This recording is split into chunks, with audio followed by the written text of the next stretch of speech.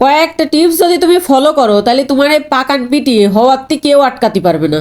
শিকল দিয়ে বাইন্দি থুলেও কেউ তোমাকে আটকাতে পারবে না এই পারফেক্ট পাকান পিটিটা বানানোর জন্য।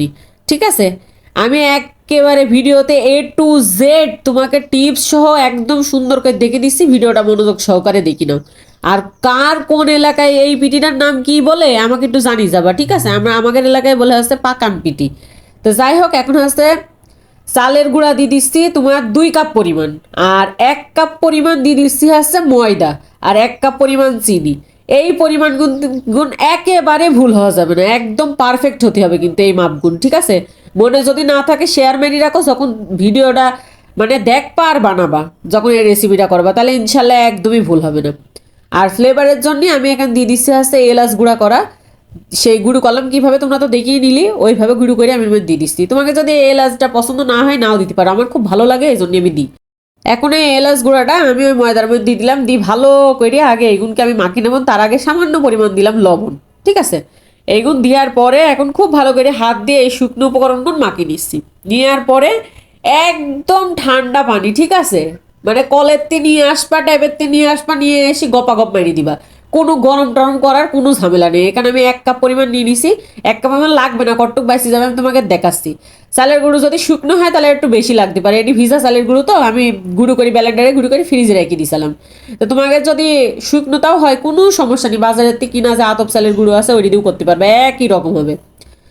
তো পানি একটু কম বেশি লাগতে পারে, এটির কনসিস্টেন্সি কেমন হবে আমি সেটি তোমাকে দেখিয়ে দিচ্ছি, কোনো সমস্যা নেই। এখন এটি কিন্তু মাখাতে হবে, মাখানোটার ভিতরে মনে করো যে অর্ধেক নির্ভর করে পিটিটা কতটা ভালো হবে।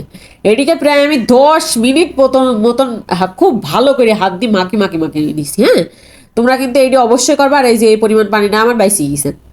তো এখন আমি 10 মিনিট মাখি নিয়ে আমি চলে গেছি হচ্ছে চুলায়। আর এই তেলটা হালকা একটু গরম হয়ে আসলে এর মধ্যে দিদি ভাই টুস করে লবণ। এই টিপসটা ফলো করলি ওই যে তেল পিটি তোমার ওই নিচে লাগি যায়, কোনো দিনও লাগবে না। দেখো করাম ফস করে উঠি পড়লো, দেখলে তেলের মধ্যে ছাড়লাম আর কি সুন্দর উঠি পড়লো। এটি কিন্তু বিরাট একটা টিপস, মনে রাখবা, ঠিক আছে? এখন এ দেখো সব পিঠিগুলো আমি এইভাবে কিন্তু ভাইজি নিছি একের পর এক, একদম খুব দ্রুত হয়ে যাবে, দ্রুত গতিতে, একেবারে মেট্রো রেলের মতন, কোনো সমস্যা নেই। তারপরে এখন আমি সবগুলো এইভাবে ভাইজি তুলে নিছি। আর তোমাকে আমি এত এত টিপস দিই, তোমরা আমার ভিডিও একটু লাইক কমেন্ট শেয়ার করবে না বলো? তোমাদের ভালোর জন্যই তো আমি দিই। তো যাই হোক, এ দেখো আমার সবগুলো সুন্দর মতো ভাজা হয়ে গেছে। আমি তোমাকে 2-1টা ভেঙে দেখাচ্ছি যে কতটা পারফেক্ট হয়েছে। এরকম করে যদি বানাও, আমি 2-1টা বার কড়া করেও বানাইছি। আমার ভাই আছে, ও আবার এই কড়া পিঠি খুব পছন্দ করে, মানে একেবারে সেই একটু বেশি ভাজা হবে এরকম।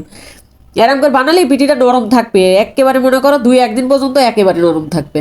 আর আমি এখানে খেজুরের গুড় আর দুধ জাল করে নিছি, ঠিক আছে? জাল করে এখন এর উপর ঢেলে দিচ্ছি। এইটি যে আবার খাতে কি সব লাগে, তোমরা যারা খাওনি তারা মানে কি আর বলবো, অবশ্যই বানিয়ে খাবা এবারটা। তো সবাই ভালো থাকবা, আর কিটা কোন জায়গাতে ভিডিওটা দেখছো আমাকে একটু জানিয়ে যাবা।